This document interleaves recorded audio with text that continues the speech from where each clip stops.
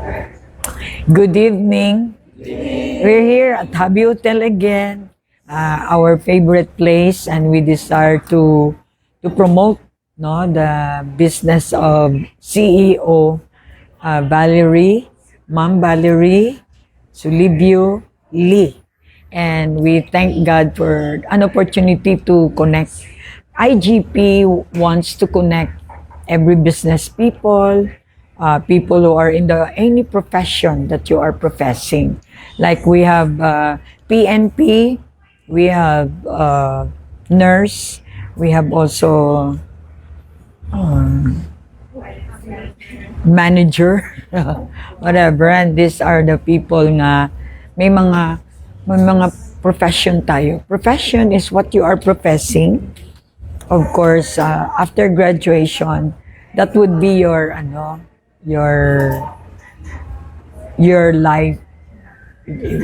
life. What profession? Like me, teacher ako. So any related to my skills, I can do. So I can relate to other people. Ara gala si General Mauchitong. Good evening. Okay nga tayo.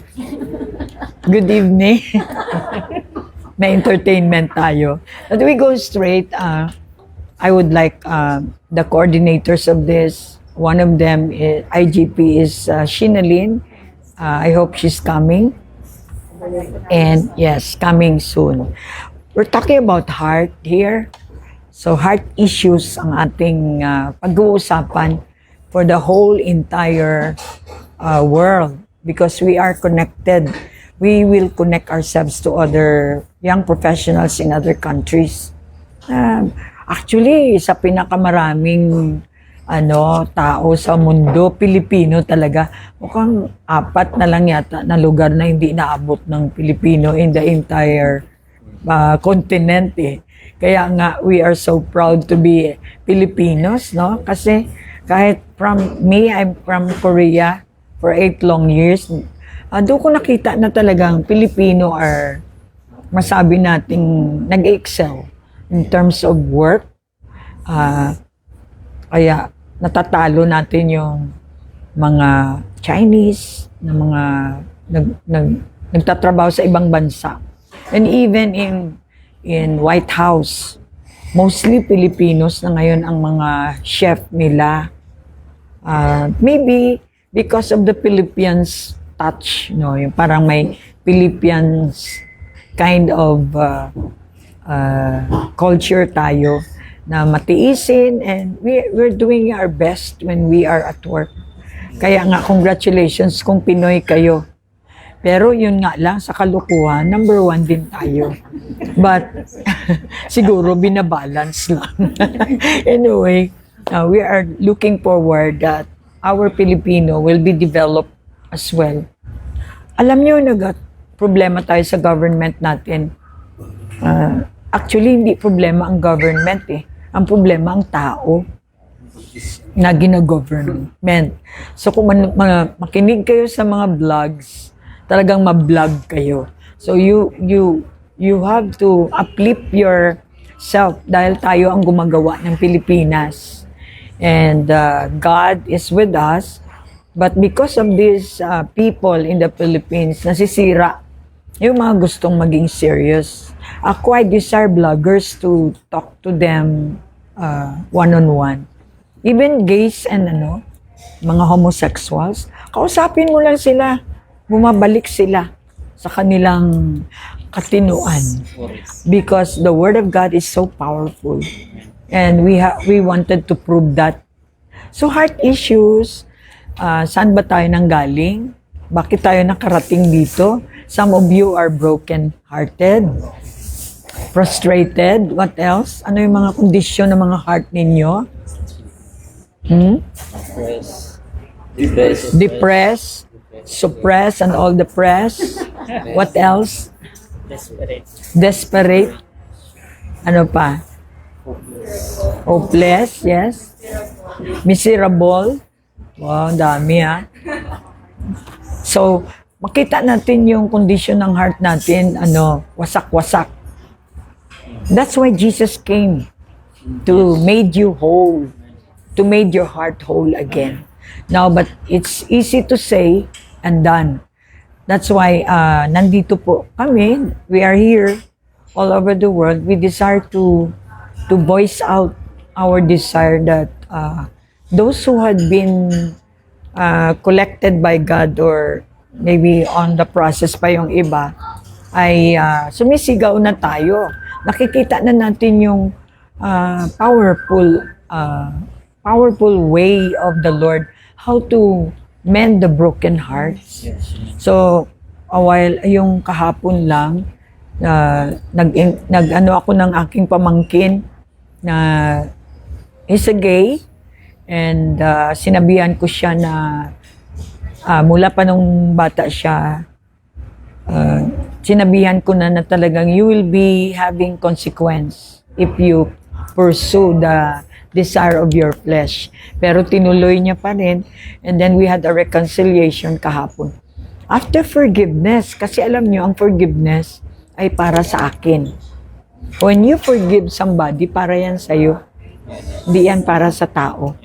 So, but when you reconcile, para sa inyong dalawa. Reconciliation is the work of Jesus Christ. To reconcile us back, bring us back to the original state natin na we have God. Anong nawala sa atin? Nawala sa atin ang Diyos mismo because of sin. Sin separates us from God and connect us to the world. Now that we realize that God wanted to reconcile men to Him, balik loob, di ba yan ang sinasabi natin? So, the only way that we could be reconciled is through Yahweh, the God that, the Messiah that God sent in order for us to reconcile. That is His mission. Why He came down, to reconcile man to God. So, talking about heart issues, we will address the very need of a human being in IGP. Ayaw natin na yung mag-IGP tayo, mag-party-party lang tayo. Yes, we use this because to attract people sa 1 week or 1 week nyo na trabaho. You should have like this. Makikita ninyo na advantage. You can express yourself. You can hear some other stories that will structure your perspective into a new one. So kaya nga po gumawa kami ng ganito. So wag kayong gusto naming magbigay ng information. Ano ba yung IGP na yan? So but once that you will experience the transformation ng buhay ninyo, you too will be like us. Nandun yung burden mo sa mga batch mo na nalulong sa druga, mga batch mo na nalulong sa lalaki, nalulong sa kung ano ng mga bisyo. Because life is too short. Minsan ka lang mabuhay. Pakisabi sa katabi mo, minsan ka lang mabuhay. And your life has a time limit. So parang game siya, no? Bigyan tik-tak, tik-tak. Oh, ngayon, finish or not finish, pass your life. Not your paper, but your life. So that's why we are here to open up your eyes that life is beautiful when we have principle. Principles in life must be established para yun na yung sundan natin. And then, with the goal, syempre, may goal tayo, meron tayong destiny, at ito ang ating ini-invite sa mga tao. So we thank God for the opportunity. Dahil opportunity ito talaga, I really thank God for mga PNPs natin. We desire PNPs and Department of Education to really have that connection, mga business people, mga small business, big time business. Dito kasi sa IGP, hindi tinitingnan na ng Lord kung ikaw ba katulad ni Valerie na may-ari nito na milyonarya, bilyonarya. kahit nagtitinda ka lang ng ng puto, you have the right to come with us and join us because God is looking at our hearts. Kaya nga heart issues ang ating target. Now, in the Bible, ginagamit po natin ito kasi kahit Muslim, nilalagay nila yung kamay nila dito for the truth. Nothing but the truth, di ba? Kahit Muslim, lahat ng tao, all over the world, they recognize that the Injil or Bible sa Muslim is the correct or standard of what is right and what is wrong. So today, we're going to use we will be talking about puro hearts yan. Kasi dito sa Bible, puro hearts ang issue din ni Jesus. Kaya nga, maggamit tayo ng dalawa lang. Kasi ayaw natin na parang ang labas niya ay it's just a matter of information. Also getting you active in your spiritual life. And at the same time, God is calling every human being to be responsible sa buhay na binigay ng Lord sa inyo. We will be accounted for. Pag namatay tayo, accountable tayo sa buhay natin sa may-ari. So we have to convey you the message.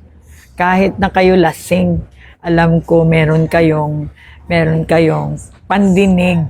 And true ba naman sa 4-year course, yung iba naka 8-year course pa, 10 dahil doctorate yung kinukuha ng iba, o medicine, you have also the hope that God is giving. The rate of suicidal nowadays is very higher. Suicidal cause, ano ba ang cause niyan? Wala lang. There are times may mga tao na tanungin mo, sasabihin nila, wala lang. Pagod lang ako. Can you imagine? Napagod lang. Hindi siya makahandle ng kapaguran niya. And he ended up to end his life. Can you imagine? Kaya nga, lack of knowledge, why my people fall, sabi ng Lord. So we need to spread knowledge so that we can rescue people. And they can find that life is beautiful. Or Jeremiah 17:9. Jeremiah 17:9. 9. The heart is deceitful above all things, and desperately wicked. Who can know it? Yes, the heart. Ang lahat ng heart. Sino may heart? Di ba? Ang mga may mga heart din, mga hayop. Pero we are special creation. Binigyan tayo ng higher standard. Kaya gusto ng Lord ipaalam sa inyo na we are His masterpiece. Yes. Thank God hindi ka naging pusa. ang human beings are special creation because He made the whole planet Earth for us to govern. Can you imagine? For us to manage. Kaya nga yung mga ultimo yung skin nyo, Earth yan, di ba? Na-manage yung ba na mabuti? O pinabayaan nyo? What about your whole entire being? Did you manage that? Because you have to know na binigyan ka ng chance to be a manager. Wow! Kung wala ka pa nag-manager ng isang malaking firm, i-manage mo muna ang buhay mo. Kasi yan ang pinakamalaking firm talaga, yung buhay mo. Yung time mo, yung knowledge mo, lahat-lahat. Pati mga sa health, no? If you don't know how to manage your health, you will end up always sa hospital. And what are you living for? To give share to the hospitals? Or to enjoy the life that God has given. So yon, deceitful means evil talaga. So walang taong hindi evil. Lahat ng tao evil. You have to know that. Mismo ang Diyos nagsabi, sobra pala talaga ka-evil ang tao. He lament nga ginawa niya ang tao. That is in Genesis 6:5. Amazing kung di kayo nagbasa, ay, nagsisisi din pala ang Diyos. Then we can relate because tao tayo. Kaya nga nagpakatao siya para makarelate siya sa atin. And so kung ano man ang nararamdaman mo, ganun din ang nararamdaman ng Diyos. Because we are His offspring. Diba? Kung wala kang alam about this God, natural, you live opposite to what God's plan in your life. So we need to go back to the original plan or blueprint ng Diyos sa ating lahat. Yung heart mo is a very, very important Physical heart is pumping the blood. Pero spiritual, pag sinabi mong heart, yung pinaka-inner court mo. Yun yung subconscious mind mo. Amazing, no? Hindi mo makikita ang mind. Pero naniwala ka na may mind ka. Kaya yung mga hindi nagbibilib sa Lord, may issues kayo. No, kahit nakita nyo na may sun, moon, and star, hindi nahuhulog, hindi pa rin naniniwala. I don't believe that there is God. Kahit na nakita mo na may nanay ka, saan ka nang galing, hindi pa rin naniniwala. So, I will conclude, may issue ka. So that's why the issues of the heart must be addressed. Okay. Next is Proverbs. Dalawa lang ang ating And then after we eat, we have to share our testimonies, whether you are starter or maybe nag-grow na kayo. You can share your testimonies of how the Lord a little bit na i-improve ang heart issues ninyo. Yung iba, nadi-discourage kasi hindi sila nakapag-apply sa kanilang for 8 long years. Imagine, nag-graduate ka, wala kang trabaho for 8 long years. Nung nag-start sila dito na buhayan, syempre, may connection tayo na lead at nabigyan sila ng slot. Kung sana noon pa, sayang yung 8 years, di ba? So that's why, wag nyo nang patagalin, if ever. Kung pagod na kayong nasa Ilonggo, wara-wara, come. Sabi ng Panginoon, lumapit kayo sa akin and I'll give you rest. Alright, so Proverbs 4:23. Yes. Keep your heart with all diligence, for out of it spring the issues of life. Yes, keep your heart. Other term, guard your heart. Because if you will not keep that one, di ba, pag may heart failure ka, mostly mga tao, cardiac arrest ang ikinamatay. Mostly. When your heart failed, you're going to die. Both physically and spiritually. So, yun po ang address natin sa IGP, na you have to take good care of your heart, and through our testimonies, we'll be having our idea on how to handle some heart issues. Like yung mga depression natin. Diyan nag-start yung mga na-broken lang ng heart, na busted lang, or and then gusto na magpakamatay, parang yun lang ang tao sa buong mundo. Then later on, pag nakakita ng mas maganda, moving on to another girlfriend. Ngayon, di na natuto. So, same failure again. And then, kung ilang beses ka ma-failure, then sasabihin mo, siguro hindi ako dapat mabuhay sa mundo. Di ba? Ganon. You end up to your frustration. So, let us be very careful. We have to know and listen to other stories about their failures in life. Failures in life is beautiful. Why? Kasi ito ang gagamitin ng Lord for you to open. You learn something in your failures. Walang taong agad-agad victory. So marami tayong mga failures, and those are parang treasure natin yan sa buhay natin, na magiging turning point natin na yes, talagang natural ang conflict, natural ang failures. But good thing is that there is success waiting for you if you learn. Okay? So learning yourself, learning everything in this planet Earth, having knowledge can make you victorious in life. Not necessarily kailangan pera. Nandyan lang ang pera kapag meron tayong alam. Pag may alam, may pera. Siyempre, di ba? So, guard your heart with all diligence. Why sinabing with all diligence? Because importante kasi siya. very delicate. So nowadays, what are the issues na dapat nating i-face? Yung mga hurts, offense.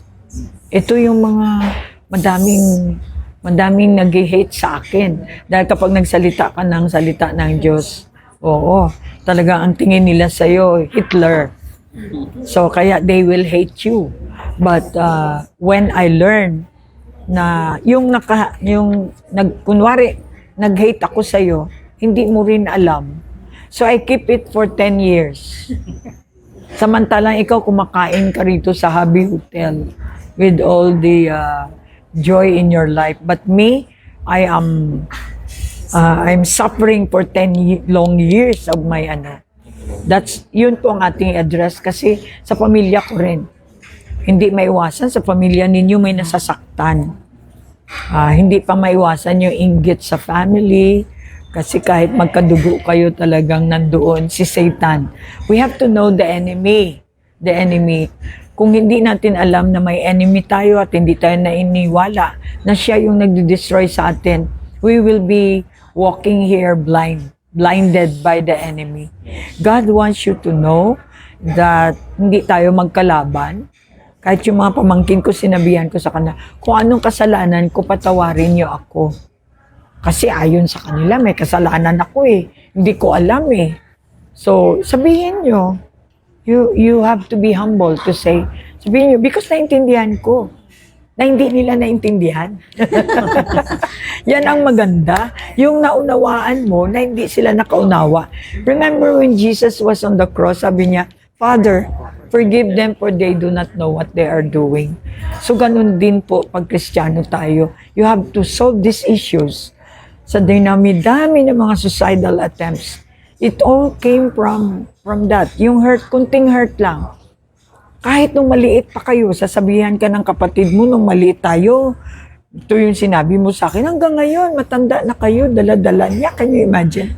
That can make wound in their hearts. But we have to take good care of those, especially part ng ating mga family. Offense, number 1 yan. Pag na-offend sila, 1, 2, 3, talagang nag-cement. Talagang yes, kumakain kayo, masaya kayo, but deep down in their hearts, may issues sila. Praise the Lord. So yung issue nila sa iyo. And then, gusto nila magsimba, hindi sila maka-go through kay Lord because of the hurt. So any hurt, offense, is the issues dito na dapat nating Kahit dito sa IGP, lahat tayo, do not just pretend. Kung wala ka mang sama ng loob sa iba, yung iba, maraming may sama ng loob sa iyo. Now, sabihin mo naman, I don't care. Wala naman akong kasalanan sa kanila. You cannot just ignore dahil ikaw may rin, may din sa buhay mo. It's gonna be something na maging mabigat din sa buhay mo. That's why you need to know the issues of the heart. And when I start to hug my yung mga pamangkin ko, talagang umiyak sila. They long for it. Na hindi mo akalain kasi busy ka nga. Ang akala mo, okay ka, pinag-aral mo sila, pinakain mo sila. Yung pala may mga hurt sila. Lalo na pag napagalitan sila. Well, kasi nung araw, nung time namin, kahit na yung tatay namin, pinapalo kami, wala, hurt. Parang natural, di ba, nung araw. Pero ngayon, iba. Kunting salita lang talagang dadalhin nila ng buong buhay nila. Can you imagine that? So, makita mo na yung enemy is using this case, yung mga hurt and offense, ginagamit nila para i-accuse ka. Lalo na ako, nagdadala ako ng gospel, tapos yung mga pamangkin ko, hate ako. Marinig ng ibang tao, yan, siya gani, hate, di ba? So, but I don't know. Hindi ko alam. Pero hindi ko pwedeng hindi ko i-deal yun because it can affect in my ministry, in the ministry of the Lord. So sabi ko, at isa pa, kayo, kawawa kayo. Look at you. Yung naging miserable ang mga buhay nila because of hurt. because of something na offend lang. Matawa ka nga eh. Nakalimutan nila na pinag-aral ko sila, pinakain ko sila, wala silang mother, father, ako ang naging mother, father. Nakalimutan nila just because of the offense. So ito ngayon, ang burden ko na binuksan ng Lord ang mata ko na we have to address in the family. Remember, pag may mga ganyan, may division, may strife sa family, talagang meron tayong tinatawag nating curse. Tuloy-tuloy yung mga generational curse natin, yung mga curses pa ng mga lolo-lolo natin, hanggang sa magsasuffer ang next generation. Our God is a generational. That's why He wanted a family, a healthy family is this. Mayroong parents, mayroong children. May young people, may children. So, yan sila ay dapat nakakonect because generational ang Diyos. Otherwise, pag puro matatanda, walang bata, walang young people, we're going to die. Ang family name nyo mawala, ma-erase.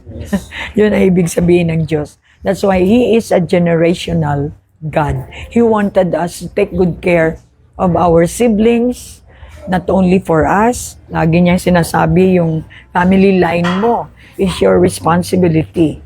Kaya nga nandito tayo sa IGP. It's not that you have work. Kapag lagi nyo lang sinasabi na work kayo, your work cannot answer your heart issues. Yes. Your work can answer your unlimited 1 month budget. Budgeted na, unlimited, ano pa. So, kaya nga, tandaan ninyo what is priority is your life. Yes.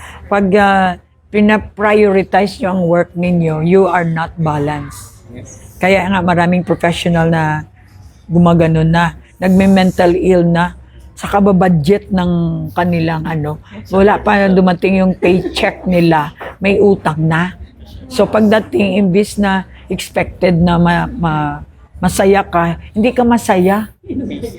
Kasi alam mong wala na. Di ba? So, para to avoid this one, we have having this IGP. You should have your testimony about that.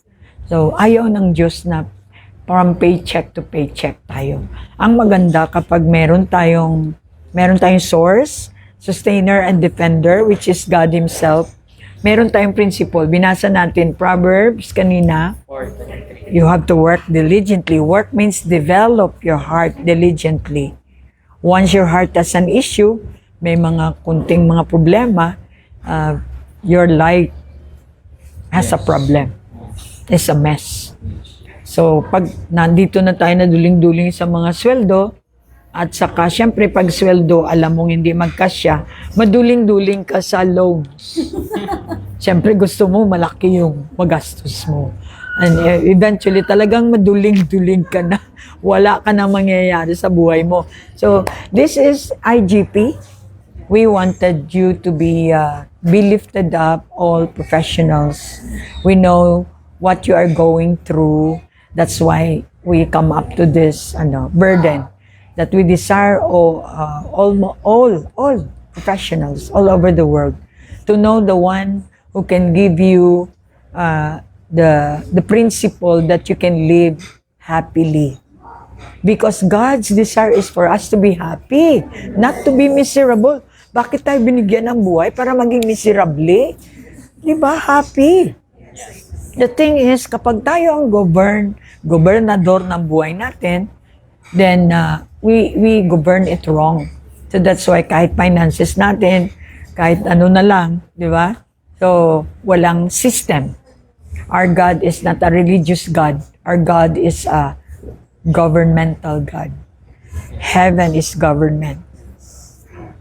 19 ngayon, di ba? Sabi doon sa John 19, He's the King of the Jews.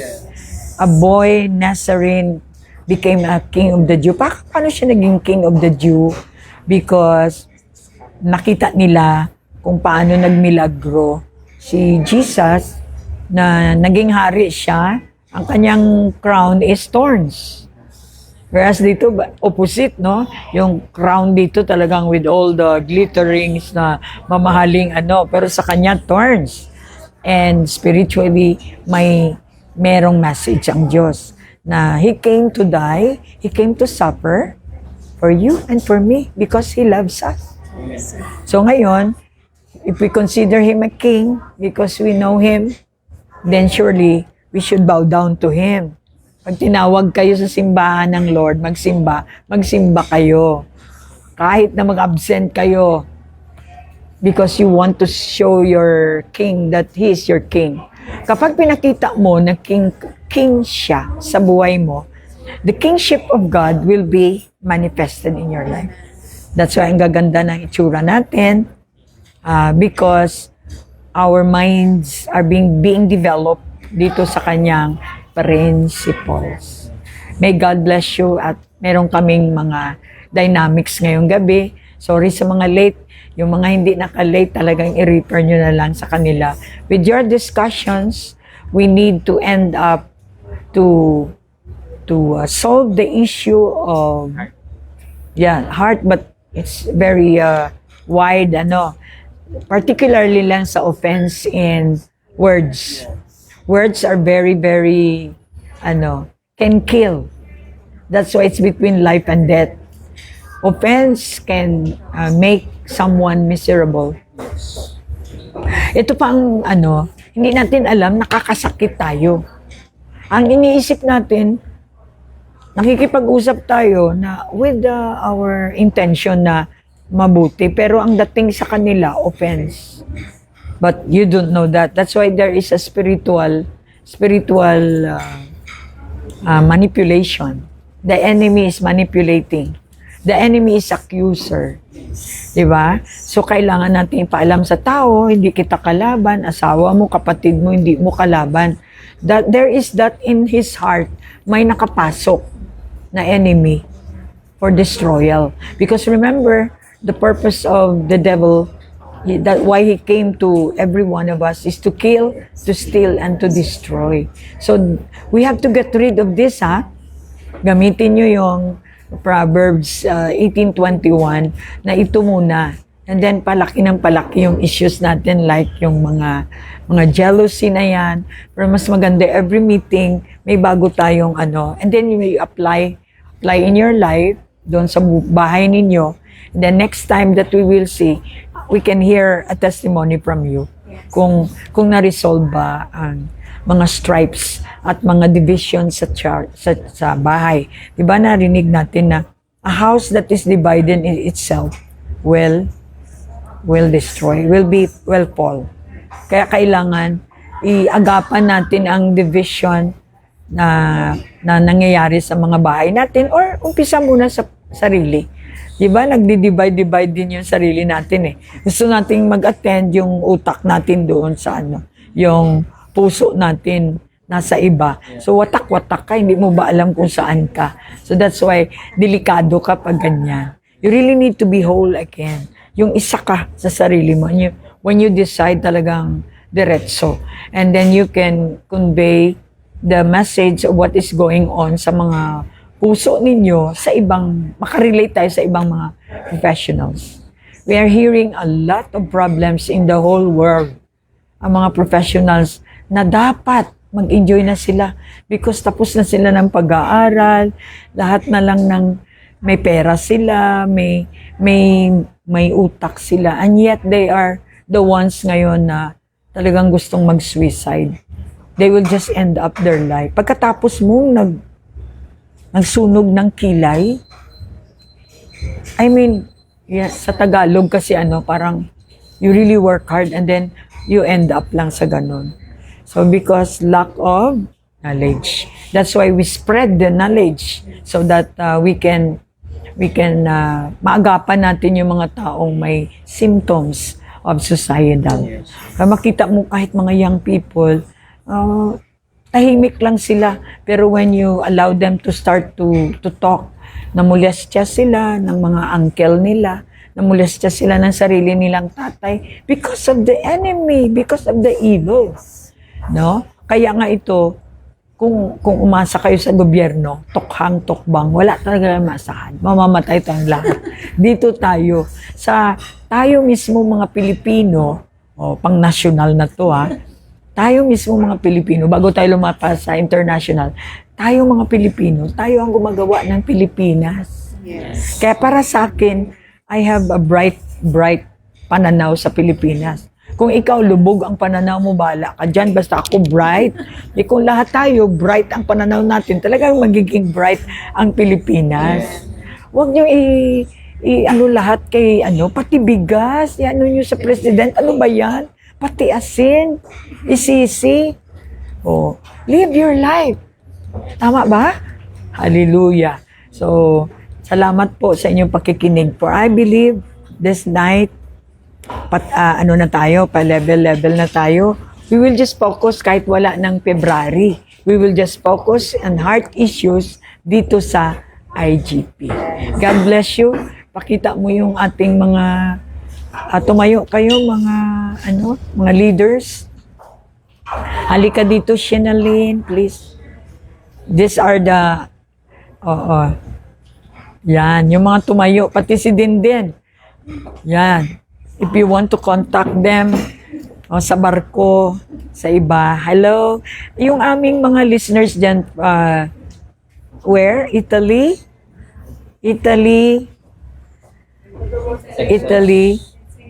Singapore, America, Mami Louie, Canada, all other countries. Kaya hindi tayo basta-basta.